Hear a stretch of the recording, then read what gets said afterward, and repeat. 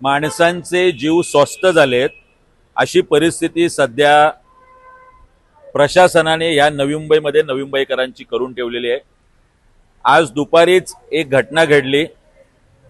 त्या घटनेमध्ये नेरूळ एलपी इथल्या ब्रिज खाली दोन महाविद्यालयीन विद्यार्थी, मग त्या शुभांगी बलखंडे असेल जिचे वडील माझ्यासोबत आहे आणि उज्ज्वला वाघ जिला वडील नाहीयेत, अशा दोन विद्यार्थिनींना शॉक लागला।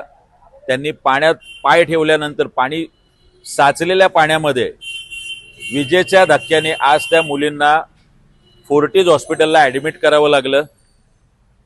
आता 5:30-6 वाजत आलेले आहे। ना नवी मुंबई महानगरपालिकेचे आयुक्त किंवा प्रशासन इथे आलंय, ना पीडब्ल्यूडीचं प्रशासन इथे आलंय, ना पोलीस प्रशासन इथे आलंय।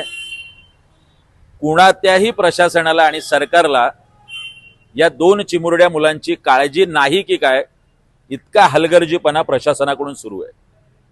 अजूनपर्यंत महापौर जागेवरती जाऊन पाहणी करतायत, मात्र कुणाच्या हलगर्जीपणामुळे ही घटना घडली हे अजूनही कळेनासं झालेलं आहे।